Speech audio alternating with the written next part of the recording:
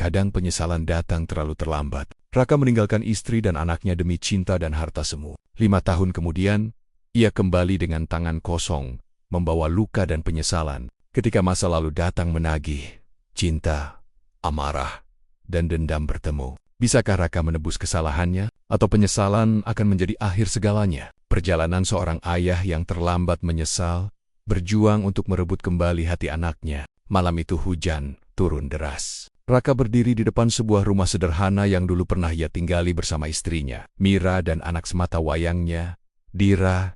Tangannya gemetar memegang payung yang sudah rusak. Napasnya berat, bercampur dengan udara dingin malam. Sudah 5 tahun ia meninggalkan rumah ini, mengejar cinta dan harta bersama wanita lain. Dan kini, semua itu sirna. Wanita itu pergi, bisnisnya bangkrut, kesehatannya merosot. Raka menatap pintu rumah itu lama-lama. Di kepalanya terputar kenangan Mira yang menyiapkan sarapan, Dira yang berlari kecil memeluknya sepulang kerja. Sekarang semua hanya bayangan. Ia angkat tangannya, mengetuk pelan, tok, tok, tok. Pintu terbuka. Mira muncul dengan wajah terkejut. Rambutnya diikat sederhana, wajahnya tampak lebih dewasa dari terakhir kali Raka melihatnya. Di baliknya, Dira berdiri memandang ayahnya dengan tatapan asing. Mira, apa yang kamu lakukan di sini? Raka, aku cuma ingin melihat kalian. Suasana hening, hanya suara hujan di atap rumah. Dira bersembunyi di balik tubuh Mira. Matanya tajam, penuh rasa tak percaya. Dira, Bu, siapa dia? Pertanyaan itu menusuk jantung Raka. Dira, anak yang dulu memanggilnya ayah setiap pagi, kini bahkan tak mengenalinya. Mira menghela napas dalam. Mira, masuk saja, tapi jangan berharap apa-apa. Raka melangkah masuk. Ruangan itu terasa asing. Banyak perabot yang berubah. Foto dirinya di dinding sudah tak ada. Yang tersisa hanya foto Mira dan Dira berdua. Ia mencoba tersenyum ke arah Dira. Kamu Dira kan? Anak. Tapi anak itu berbalik dan lari ke kamarnya. Pintu kamar ditutup keras-keras. Raka diam. Mira menatapnya dengan tatapan dingin. Mira, kamu datang untuk apa? Untuk mengingatkan kami betapa sakitnya ditinggalkan? Raka menunduk. Aku kehilangan segalanya. Aku hanya ingin minta maaf. Mira tersenyum pahit. Maaf? Waktu Dira sakit panas tinggi 3 tahun lalu, kamu di mana? Saat aku harus kerja sambilan supaya dia bisa sekolah, kamu di mana? Sekarang kamu datang dengan wajah penuh penyesalan? Nada suaranya meninggi. Air mata mulai mengalir di pipi Mira tapi ia sepat-sepat menghapusnya. Raka ingin mendekat, tapi Mira mundur selangkah. Mira, Dira butuh ayahnya 5 tahun lalu, bukan sekarang. Aku pun butuh suami yang mendampingi, bukan bayangan masa lalu. Raka terdiam. Kata-kata itu seperti pisau yang menusuk pelan. Ia duduk di sofa, memegang kepalanya. Hening beberapa saat, hanya suara hujan dan tangis samar Dira di kamarnya. Raka, aku tahu aku salah. Aku hanya ingin punya kesempatan untuk memperbaikinya. Mira, kesempatan itu sudah habis. Mira berbalik ke arah dapur mencoba menenangkan diri. Raka memandang ke arah kamar Dira, ingin mengetuk pintu anaknya, tapi ia tahu tak akan mudah. Luka itu terlalu dalam. Mira kembali sambil membawa selembar amplop. Ia meletakkannya di meja depan Raka. Mira, ini surat perceraian yang belum kamu tanda tangani. Aku sudah menyerah menunggu tanda tanganmu. Tanda tangani sekarang kalau memang mau selesai. Raka memandang amplop itu. Tangannya gemetar. Ini berarti benar-benar akhir. Ia mendongak menatap Mira. Aku datang bukan untuk tanda tangan. Aku datang untuk meminta maaf. Untuk mencoba memperbaiki.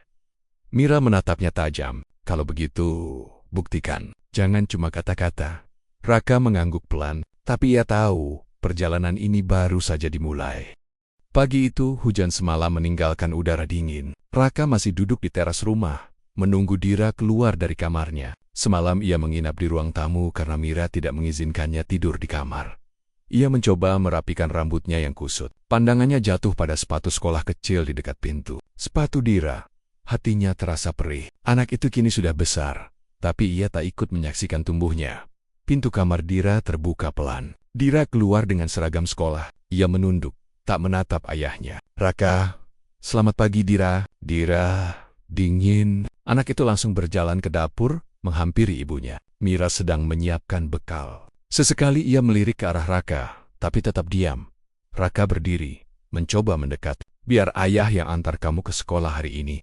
Dira menoleh sebentar, matanya marah, bibirnya bergetar. Aku nggak mau, katanya keras. Ia langsung meraih tasnya dan berlari keluar rumah. Mira menarik napas panjang. Kamu lihat sendiri. Dira butuh waktu. Kamu nggak bisa datang-datang lalu langsung berharap dia nerima Raka menandok. Aku tahu. Aku cuma ingin mencoba. Siang itu Raka berdiri di seberang pagar sekolah. Ia menunggu jam pulang. Ingin sekali ia menyapa anaknya. Meski hanya sebentar. Beberapa orang tua murid mengenalinya. Mereka berbisik-bisik, menatapnya dengan pandangan sinis. Itu kan suaminya Mira yang kabur dulu, kata salah satu dari mereka. Raka menahan malu. Tangannya mengepal. Bel tanda pulang berbunyi. Anak-anak keluar berlarian. Dira pun keluar bersama dua temannya. Raka melambaikan tangan. Raka, Dira, sini. Dira berhenti sejenak, lalu menggeleng dan berjalan cepat menjauh. Teman-temannya bertanya, itu ayah kamu ya? Dira menjawab ketus. Bukan. Lalu berlari. Raka terdiam. Kata bukan itu seperti hantaman. Ia mengejar pelan, tapi Mira muncul dari arah belakang dengan motor. Ia langsung menghampiri Dira dan membawanya pulang. Mira sempat berhenti di depan Raka. Aku sudah bilang, jangan memaksa dia. Raka mengangguk lemah. Aku cuma pengen dia tahu aku nggak akan ninggalin lagi. Mira menatapnya sebentar, lalu pergi. Malamnya, Raka masih di rumah Mira. Ia membantu mencuci piring setelah makan malam. Mira duduk di ruang tamu. Dira di kamarnya belajar. Raka, aku boleh cerita sesuatu? Mira, kalau cuma janji-janji, simpan saja Raka. Aku cuma mau bilang aku serius berubah. Aku tahu semua salahku. Aku nggak akan pakai kata-kata manis lagi. Aku akan buktiin dengan perbuatan.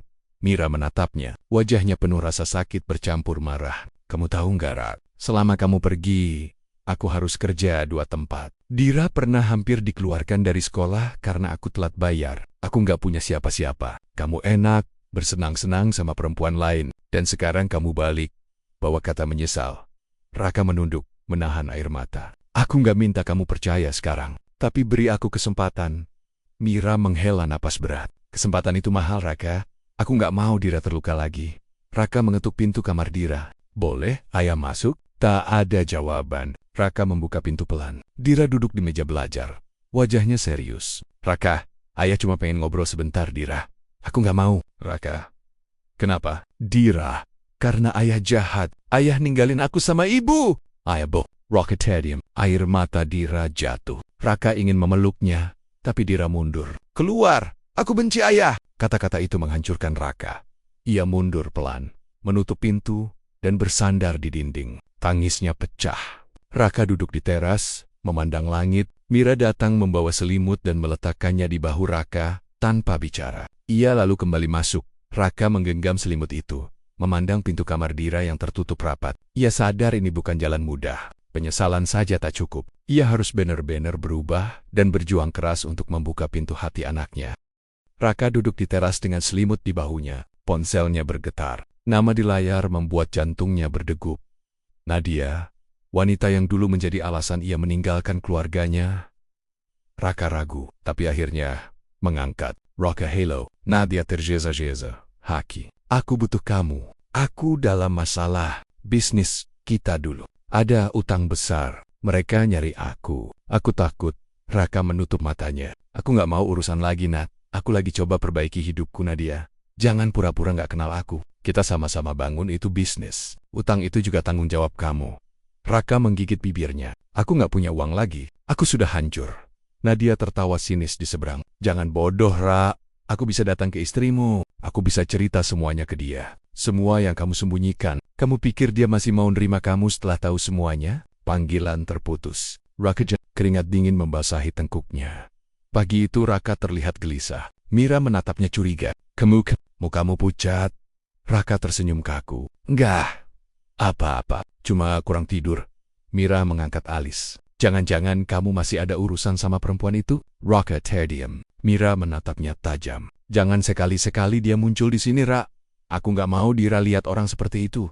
Raka menelan ludah. Aku janji. Raka berusaha menepati janjinya pada diri sendiri. Hari itu ia diam-diam membelikan Dira buku gambar baru dan pensil warna kesukaannya. Ia letakkan di meja belajar Dira sebelum anak itu pulang. Ketika Dira pulang sekolah, ia langsung melihat hadiah itu. Mira berkata, itu dari ayahmu. Dira hanya menatap buku itu dingin. Aku nggak butuh. Ia menyerahkan kembali pada Mira dan masuk kamar. Raka yang mendengar dari dapur menunduk lesu. Mira menghampirinya. Dia belum siap. Jangan paksa. Sore itu hujan turun lagi. Tiba-tiba terdengar suara mobil berhenti di depan rumah. Seorang wanita turun, rambutnya terurai, pakaian mahal tapi wajahnya panik. Nadia, Mira keluar ke teras. Siapa kamu? Nadia tersenyum miring. Aku Nadia, teman lama suamimu. Mira mengerutkan kening. Teman lama? Raka keluar tergesa-gesa. Nadia, kamu ngapain di sini? Nadia, aku butuh bicara sama kamu. Penting, Mira. Dingin, di sini gak ada urusan buat kamu pergi. Nadia menatap Mira tajam. Kamu pikir kamu siapa? Aku yang bersama Raka selama bertahan-tahan waktu dia ninggalin kamu, Myra Turkit. Apa? Raka menahan Nadia. Cukup, Nad. Jangan di sini. Dira yang mendengar keributan keluar dari kamarnya. Bu, kenapa? Mira memegang pundak anaknya. Masuk lagi, sayang. Nadia berjalan maju. Dira, kenalin. Aku, teman ayahmu. Raka marah. Nadia, diam. Mira. Jadi ini perempuan yang kamu pilih daripada keluarga kamu. Raka, Mira, dengar dulu. Mira, aku sudah dengar cukup, Rak. Aku kasih kamu kesempatan, ternyata masih begini. Mira meneteskan air mata, menarik Dira ke dalam. Aku nggak mau lihat kamu di rumah ini lagi. Raka menahan pintu. Mira, please, aku nggak tahu dia bakal datang. Mira, keluar dari rumahku sekarang. Pintu ditutup keras. Raka berdiri di teras bersama Nadia. Nadia tersenyum miring. Kelihatannya mereka nggak suka aku. Raka menatap Nadia marah. Kenapa kamu datang? Kamu bikin semuanya tambah rusak. Nadia, aku nggak peduli. Aku cuma butuh kamu selesaikan utang kita. Kalau enggak, aku bongkar semuanya. Raka menutup wajahnya dengan kedua tangan. Dunia yang ia coba perbaiki mulai runtuh lagi. Raka duduk di halte dekat rumah. Hujan deras. Ia menatap rumah Mira dari jauh. Lampu kamar Dira mati. Mira tidak membuka pintu lagi. Teleponnya bergetar. Pesan dari Mira. Besok jangan datang. Aku butuh waktu berpikir. Raka menatap layar itu lama. Ia tahu kepercayaannya yang sedikit mulai tumbuh di Mira kini hancur lagi. Raka berjalan di tengah hujan menuju kamar kos kecil yang ia sewa sejak bangkrut. Dalam hatinya ia bertekad, bagaimanapun caranya, ia harus melindungi Mira dan Dira dari Nadia dan kesalahannya di masa lalu. Raka berbaring di kasur tipis, tapi pikirannya terus berputar. Bayangan wajah Mira yang marah tanggi sendera, dan ancaman Nadia membuatnya sesak napas. Ia memegang foto keluarga mereka. Raka berbisik. Aku harus bereskan semuanya. Aku nggak boleh lari lagi. Ia lalu menyalakan ponsel dan menulis pesan untuk Mira. Aku minta maaf. Aku akan selesaikan masalah Nadia sendiri. Tolong jangan jauhi Dira. Pesan itu hanya dibaca, tidak dibalas. Mira duduk di meja makan. Dira memandang ibunya. Bu, ayah nggak datang lagi ya? Suaranya pelan, berbeda dari biasanya. Mira kaget. Kenapa kamu nanya? Dear Matt, aku penis. Dia beneran ayahku? Mira menghela napas. Iya, dia ayahmu. Tapi ayah pernah bikin kesalahan besar. Kamu nggak perlu ikut marah, tapi kamu juga nggak harus langsung memaafkan. Itu hak kamu. Dira diam. Wajahnya bingung. Ada rasa rindu, tapi juga marah. Raka menemui seorang pengacara lama yang dulu pernah jadi rekan bisnisnya. Ia ingin tahu soal utang yang disebut Nadia. Pengacara. Utang itu atas nama perusahaan kalian. Secara hukum kamu memang ikut tanggung jawab, Raka. Aku sudah nggak punya uang. Pengacara, kalau Nadia lapor polisi, kamu bisa kena kasus juga. Apalagi kalau dia sengaja bikin masalah. Raka memijat pelipisnya. Aku nggak boleh bikin Mira dan Dira kena getahnya. Sore itu Nadia lagi-lagi datang. Tapi kali ini ia lebih agresif. Mira yang membuka pintu langsung menatapnya tajam. Mira, aku sudah bilang jangan datang. Nadia, aku cuma mau bicara baik-baik. Aku butuh ketemu Raka. Mira, dia nggak tinggal di sini. Nadia mendesah. Kamu pikir kamu suci. Waktu dia susah, aku yang dampingi. Kamu cuma tinggal nangis di rumah Myra Turkit. Tapi kali ini ia tidak menangis. Ia mendekat, wajahnya tegas. Aku nggak peduli apa hubungan kamu dengan dia dulu. Sekarang dia di sini karena mau perbaiki anaknya. Jangan ganggu kami. Dira mendengar dari ruang tengah. Ia keluar pelan. Bu, siapa dia? Mira menarik anaknya. Masuk sayang. Nadia menatap Dira dan tersenyum sinis. Anak kecil, nanti kamu juga tahu siapa ayahmu sebenarnya. Mira mendorong pintu, menutupnya keras. Hatinya gemetar, tapi ia mencoba tegar di depan anaknya. Raka akhirnya memutuskan menemui Nadia di luar. Mereka bertemu di sebuah kafe kecil. Raka, jangan datang ke rumah Mira lagi. Jangan ganggu Dira, Nadia. Aku nggak akan berhenti sampai kamu selesaikan utang itu. Raka, aku akan cari cara, tapi jangan libatkan mereka. Nadia tersenyum miring. Kamu kira aku jahat? Aku juga hancur, Ra. Aku dikejar orang. Aku nggak punya tempat lagi. Kamu aja sekarang pura-pura jadi orang baik.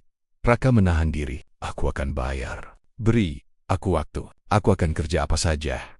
Nadia menatapnya. Baik, 1 bulan. Kalau enggak, aku datang lagi. Ia bangkit dan pergi. Raka memegang kepalanya. Waktu yang sedikit, utang besar. Dan kepercayaan keluarganya yang makin tipis. Malamnya Mira sedang menyisir rambut Dira sebelum tidur. Dira tiba-tiba bertanya, Bu, ayah dulu kenapa ninggalin kita? Mira terdiam. Ia ingin jujur, tapi takut menghancurkan hati anaknya. Ayah pernah salah, Nak. Tapi sekarang ayah berusaha memperbaiki. Kamu nggak harus memaafkan, tapi kamu boleh kasih dia kesempatan kalau mau. Dira memandang ibunya. Aku marah sama ayah, tapi aku juga kangen. Mira mengelus kepala anaknya. Kamu anak baik. Raka mulai kerja serabutan. Siang jadi kuli angkut di pasar, malam jadi sopir ojek online. Semua uang ia simpan untuk melunasi utang dan membuktikan keseriusannya pada Mira. Tubuhnya letih, tapi semangatnya tak padam. Mira menerima pesan dari tetangganya. Aku lihat Raka kerja di pasar. Kasihan dia, Mir. Dia beneran berubah. Mira membaca pesan itu lama. Di hatinya ada rasa kasihan, tapi juga takut berharap. Ia menatap Dira yang tidur lelap di Tempot Lane. Raka pulang ke kamar kosnya yang sempit. Ia membuka dompet, menghitung uang sedikit yang ia punya. Aku akan buktiin, Mir. Dira. Pagi masih gelap ketika Raka sudah berada di pasar. Ia mengangkat karung sayur. Keringat bercucuran. Tangan yang dulu halus karena duduk di kantor kini kapalan. Setiap kali ia lelah, wajah Mira dan Dira terbayang di kepalanya. Raka berbisik. Sedikit lagi. Aku harus bisa. Seorang pedagang tua memandangnya iba. Mas, kelihatan capek banget. Kamu kenapa kerja berat gini? Raka tersenyum kecil. Biar bisa perbaiki hidup, Pak. Di rumah, Mira sedang menyiapkan sarapan. Dira membantu memotong sayur. Sejak kejadian Nadia kemarin, Dira sering bertanya tentang ayahnya. Dira, Bu, ayah kerja di mana? Mira, ibu nggak tahu pasti. Tapi ayah lagi berusaha bayar kesalahannya. Dira, aku pengen lihat ayah kerja. Mira terkejut. Kenapa? Dira, aku cuma pengen tahu dia beneran berubah atau enggak. Mira mengelus kepala anaknya. Nanti ya kita atur waktunya. Malamnya di kamar kos, Raka menghitung uang hasil kerja. Jumlahnya masih jauh dari utang Nadia. Tapi sudah lumayan untuk biaya hidup. Ia menulis catatan di buku kecil. Untuk Dira.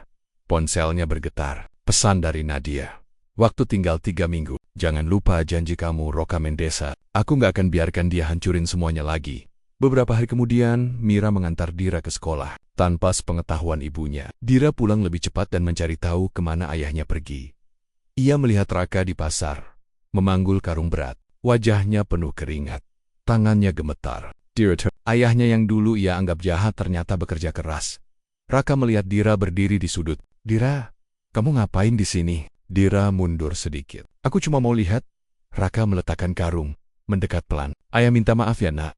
Ayah nggak sempurna. Tapi ayah janji nggak akan pergi lagi. Dira menandok, tidak menjawab. Tapi air matanya jatuh. Ia lalu berlari meninggalkan pasar. Raka mengejar sebentar, tapi anak itu sudah naik angkot. Hatinya perih, tapi ada secercah harapan. Dira melihat usahanya.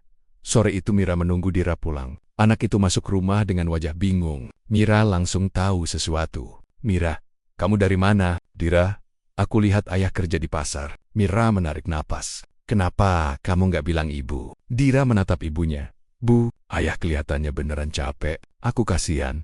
Mira terdiam. Kasihan saja nggak cukup, Nak. Ayah dulu juga pernah bikin kita sakit. Dira pelan-pelan berkata, tapi aku pengen kasih ayah kesempatan. Mira menahan air mata. Ia takut berharap lagi, tapi suara anaknya menembus pertahanannya. Malamnya, ketika Mira sedang menidurkan Dira, ponselnya berdering. No, tak dikenal. Suara di seberang tajam. Nadia, ini Mira ya? Aku Nadia. Mira, kamu mau apa? Nadia, aku cuma mau ingetin. Raka punya utang. Kalau dia nggak bayar, aku nggak segan datang ke rumah kamu. Semua orang akan tahu. Mira menggenggam ponsel erat. Jangan berani-berani ganggu anakku. Nadia tertawa kecil. Jaga mulutmu. Kamu pikir suami kamu orang suci. Dia punya banyak rahasia yang belum kamu tahu. Panggilan terputus. Mira, untuk pertama kalinya ia merasa takut Nadia benar-benar bisa menghancurkan keluarga mereka.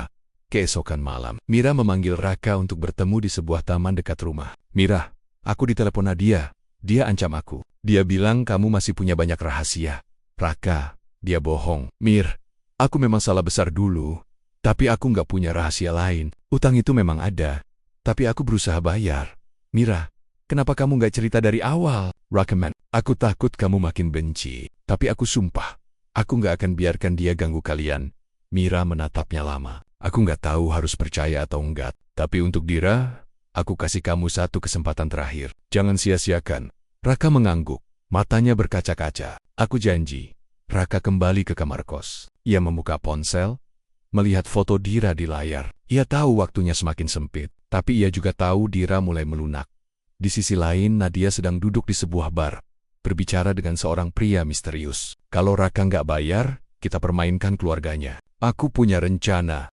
Pagi buta, Raka sudah berada di jalan, membawa tas berisi barang-barang kecil untuk dijual di pasar malam nanti. Tubuhnya letih, wajahnya pucat, tapi semangatnya masih ada. Ia sadar, tenggat waktu Nadia tinggal 2 minggu. Raka berbisik, aku harus selesaikan ini sebelum Nadia bergerak. Di rumah, Dira sedang menyiapkan buku gambar yang pernah diberi ayahnya. Ia mulai menggambar sosok laki-laki yang mengangkat karung di pasar. Mira, itu gambar siapa, nak? Dira, ayah. Mira tertegun. Kamu nggak marah sama ayah? Dira pelan-pelan berkata, aku masih marah, tapi aku juga kasihan. Aku pengen dia berhenti capek-capek. Mira mengelus kepala anaknya. Kamu anak baik, Dira. Sore itu, Raka datang ke rumah Mira untuk menyerahkan uang belanja. Mira membukakan pintu. Ada rasa canggung, tapi juga hangat. Mira, kamu nggak usah kasih uang. Ra, kamu butuh untuk hidup. Raka, ini buat Dira, biar dia sekolah tenang. Dira mengintip dari balik pintu. Ia tersenyum kecil pada ayahnya. Lalu cepat-cepat menutup pintu kamar lagi. Raka sempat melihat senyum itu. Hatinya sedikit lega di Tempot Lane. Nadia duduk bersama pria misterius yang ternyata adalah penagih utang. Nadia, kalau Raka nggak bayar, kita tekan dia lewat anaknya. Bikin dia takut. Dia pasti datang sama uangnya. Pria, kita nggak main-main. Ini serius. Nadia serius. Aku juga dendam. Dia ninggalin aku setelah semua yang kita lalui.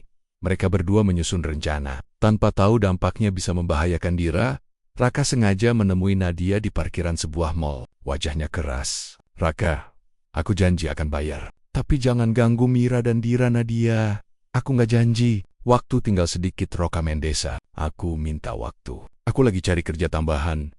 Nadia mendekat. Suaranya tajam. Kamu pikir gampang? Kamu tinggalkan aku? Sekarang kamu mau hidup bahagia. Jangan mimpi! Raka mengepalkan tangan, menahan emosi. Aku nggak akan biarkan kamu sentuh mereka. Sekali saja kamu ganggu mereka, aku lapor polisi. Nadia tertawa sinis. Polisi? Kamu kira kamu bersih? Beberapa hari kemudian, saat pulang sekolah, Dira diikuti oleh seseorang yang tidak dikenal. Orang itu mengaku disuruh ayahnya untuk menjemput. Untungnya guru melihat dan menghentikan orang itu. Dira dibawa kembali ke sekolah. Mira mendapat telepon dari pihak sekolah. Bu Mira, anak ibu hampir dijemput orang tak dikenal, katanya teman ayahnya. Mira panik. Ia langsung menjemput Dira. Dira menangis ketakutan. Dira, Bu, orang itu bilang dia temannya ayah. Aku takut. Mira memeluk anaknya erat-erat. Tenang, sayang. Ibu di sini. Malamnya, Mira memanggil Raka ke rumah. Wajahnya marah. Mira, anak kita hampir diculik. Katanya disuruh temanmu. Jelaskan ini. Raka, aku nggak nyuruh siapa-siapa. Nadia pasti yang main di belakang. Mira, aku sudah bilang, dia berbahaya. Kenapa kamu nggak bisa putus dari dia? Rockman, aku coba, Mir. Aku berusaha. Aku kerja mati-mesin buat lunasi utang. Supaya dia nggak ganggu lagi. Aku janji aku lindungi kalian. Mira menatapnya lama. Kalau sampai sekali lagi Dira kena, aku nggak akan pernah biarkan kamu dekat kami lagi. Ra, ini peringatan terakhir. Raka mengangguk. Aku mengerti. Aku akan selesaikan ini. Raka menemui pengacara lagi. Pak, tolong bantu saya. Saya harus lindungi anak saya dari Nadia. Apa saya bisa melaporkan ancamannya? Pengacara? Bisa, tapi kamu harus punya bukti ancamannya. Rekam percakapan, simpan pesan-pesan dia. Raka mengangguk. Baik, saya akan kumpulkan bukti. Ia mulai merekam setiap percakapan dengan Nadia. Menyimpan pesan-pesan ancaman. Dalam hati ia bertekad. Bukan hanya bayar utang. Ia harus menghentikan Nadia selamanya. Raka duduk di kamar kosnya sambil menatap ponselnya. Ada pesan baru dari Nadia, aku peringatkan. Kalau kamu nggak bawa uang minggu depan, Dira akan tahu siapa ayahnya sebenarnya. Raka mengepalkan tangan. Air matanya jatuh. tapi wajahnya keras. Raka berbisik, aku nggak akan lari. Aku akan lawan kamu, Nat, demi Dira. Di sisi lain, Nadia tersenyum puas. Belum tahu bahwa Raka sudah menyiapkan perang balik. Lampu-lampu, jalan redup. Raka sedang mengantar barang dengan truk pinjaman. Kerja malam untuk tambahan penghasilan. Tangannya penuh luka, wajahnya lelah. Ia menyalakan perekam suara di ponselnya, siap merekam jika Nadia menghubungi lagi. Raka berbisik, demi kalian, aku tahan semua ini. Di rumah, Dira membuka buku gambar barunya. Kali ini ia menggambar dirinya dan ayahnya sedang berjalan di pasar. Mira melihat diam-diam. Mira, kamu sering gambar ayah ya? Dira, aku rindu Bu, tapi aku takut dia pergi lagi. Mira, ibu juga takut Nak, tapi kita coba beri kesempatan. Dira mengangguk pelan. Aku pengen ngomong sama ayah nanti. Beberapa hari kemudian, Nadia menelepon Raka lagi. Nadia, waktu hampir habis. Kamu mau anakmu selamat kan? Raka, aku sudah bilang jangan ganggu mereka Nadia, kalau gitu. Bayar utangmu minggu depan. Raka menekan tombol rekam di ponselnya diam-diam. Suara Nadia yang mengancam terekam jelas. Setelah panggilan berakhir, ia menghela napas lega. Akhirnya aku punya bukti. Mira mengizinkan Dira bertemu Raka di taman kota. Dira datang dengan wajah sedikit tegang. Raka menatapnya penuh rasa bersalah. Raka, ayah minta maaf ya. Dira, aku masih marah, tapi aku lihat ayah kerja keras. Kenapa ayah dulu ninggalin kita? Raka menendak. Ayah pikir ayah bisa bahagia dengan orang lain, tapi ternyata cuma hancur. Ayah nyesel tiap hari. Dira menatapnya lama. Ayah janji nggak akan pergi lagi. Raka menggenggam tangan kecilnya. Ayah akan lindungi kamu dan ibu. Untuk pertama kali, Dira tidak menarik tangannya. Ia menunduk, air matanya jatuh. Aku pengen kita bareng lagi. Raka hampir menangis mendengar itu. Ayo, juga Nak. Sementara itu, Nadia datang lagi ke rumah Mira. Kali ini lebih kasar. Ia mendorong pintu pagar. Mira, suruh Raka bayar utangnya. Mira keluar dengan wajah marah. Aku sudah bilang jangan kesini. Nadia mendekat. Kalau dia nggak bayar, aku buka semua aibnya di depan anakmu. Aku akan bikin kalian malu. Mira gemetar tapi tetap tegar. Aku sudah tahu semua keburukannya, tapi jangan ganggu anakku. Tetangga mulai keluar melihat keributan. Nadia akhirnya pergi dengan wajah kesal. Malamnya, Raka menemui Mira di sebuah warung kecil. Ia memperlihatkan rekaman suara Nadia. Raka, ini bukti dia ancam kita. Aku mau lapor polisi. Mira, bagus. Kita harus hentikan dia. Aku nggak tahan Dira hidup dalam ketakutan. Raka mengangguk. Aku sudah siap. Aku juga akan terus kerja untuk bayar utang sah yang memang jadi tanggung jawabku. Tapi ancaman ini harus berhenti. Mira menatapnya lama. Ada rasa hormat yang mulai tumbuh kembali. Kamu benar-benar berubah ya? Raka tersenyum pahit. Aku belajar dengan cara paling sakit. Dira yang ikut dayam-dayam mendengar percakapan mereka di warung kecil itu. Ia keluar pelan-pelan. Dira, aku dengar semua Bu, Ayah. Raka, kamu nggak apa-apa Nak. Dira, aku takut, tapi aku percaya ayah sekarang. Aku mau bantu. Raka memeluk anaknya. Kamu nggak usah takut. Ayah di sini, di tempat lain. Nadia menerima pesan anonim. Kami tahu ancamanmu. Hati-hati. Wajahnya berubah. Raka mulai melawan. Katanya kesal. Pria misterius di sebelahnya berkata, kita harus bergerak cepat sebelum dia lapor polisi. Nadia menatap kosong. Aku nggak akan kalah. Raka pulang ke kamar kosnya dengan hati yang sedikit lega. Ia membuka ponsel, melihat foto Dira dan Mira. Ia tersenyum kecil. Tapi di luar, seseorang sedang mengawasinya dari kejauhan, memotret dirinya. Subuh, Raka sudah duduk di warung kopi kecil dekat terminal. Di depannya ada map berisi bukti rekaman suara, tangkapan layar pesan ancaman, dan foto-foto pertemuan dengan Nadia. Ia menatap map itu dalam-dalam. Hari ini semua harus selesai, gumamnya. Tak lama Mira datang bersama Dira. Wajah mereka terlihat tegang. Mira, kamu yakin kita siap lapor polisi? Raka, ini satu-satunya cara. Aku nggak mau dia ganggu kalian lagi. Dira menggenggam tangan ayahnya. Aku percaya ayah. Mereka bertiga tiba di kantor polisi. Raka menyerahkan semua bukti pada penyidik. Penyidik, bukti ini kuat. Kita akan panggil yang bersangkutan. Raka, tolong lindungi anak dan mantan istri saya. Mereka jadi target ancaman. Polisi mengangguk. Kami akan berikan pengamanan sementara. Mira menarik napas lega, tapi wajahnya masih tegang. Aku takut Nadia nekat di Tempot Lane. Nadia mendapat pesan dari orang suruhannya bahwa Raka melapor ke polisi. Wajahnya merah padam. Nadia, dia benar-benar berani melawan aku. Pria misterius di sebelahnya berkata, kalau kita nggak gerak cepat, kita bisa kena. Nadia mengepalkan tangan. Baik, Aku akan habisi dia sebelum polisi datang. Sore hari, Mira dan Dira baru saja pulang dari sekolah. Di depan rumah, seorang pria asing mendekat sambil membawa motor. "Bu, ini kiriman dari ayah Dira," katanya. Mira merasa ada yang janggal. Ia mundur selangkah. Tiba-tiba pria itu mencoba menarik Dira. Mira berteriak keras. Tetangga keluar, polisi yang sudah mengawasi dari jauh segera berlari. Pria itu berhasil ditangkap setelah sempat melawan. Dira menangis histeris memeluk ibunya. "Bu, aku takut." Mira, "Ibu di sini, Nak. Ibu di sini." Polisi menemukan bukti bahwa pria itu disuruh oleh Nadia. Malamnya, Nadia dipanggil ke kantor polisi. Awalnya ia menolak, tapi polisi datang langsung menjemputnya. Raka ikut hadir untuk memastikan. Nadia menyeringai. "Kamu pikir dengan lapor polisi kamu menang, Raka? Aku nggak mau menang. Aku cuma mau kamu berhenti ganggu keluargaku." Polisi menggiring Nadia masuk ke ruang pemeriksaan. Suara teriakannya masih terdengar samar. Beberapa hari kemudian, suasana di rumah Mira menjadi lebih tenang. Dira sudah mulai sekolah lagi, dengan pengawalan ringan dari polisi. Mira duduk di ruang tamu sambil memandangi foto lama mereka bertiga. Raka datang membawa tas kecil berisi mainan untuk Dira. Wajahnya lebih lega, meski tubuhnya masih terlihat lelah. "Mira, akhirnya kita bisa tenang ya, Raka?" "Ya, aku akan tetap kerja keras buat kalian." "Aku nggak minta kembali, Mir. Aku cuma minta kesempatan untuk jadi ayah yang benar." Mira menatapnya lama. "Aku lihat kamu sudah banyak berubah, Rak. Mungkin kita belum bisa seperti dulu. Tapi Dira butuh kamu. Aku juga butuh kamu sebagai pater mengasuh dia." Raka tersenyum. "Itu sudah cukup buatku." Dira keluar dari kamarnya, membawa gambar baru. Kali ini gambar 3 orang. Dirinya, ibunya, dan ayahnya berdiri bersama di bawah sinar matahari. "Dira, aku gambar kita bertiga. Ayah, ibu, dan aku." Raka menahan air mata. "Indah sekali, Nak." Dira memeluk ayahnya erat-erat. "Ayah janji nggak ninggalin aku lagi ya, Raka?" "Ayah janji." "Nah, ayah nggak akan pernah ninggalin kamu lagi."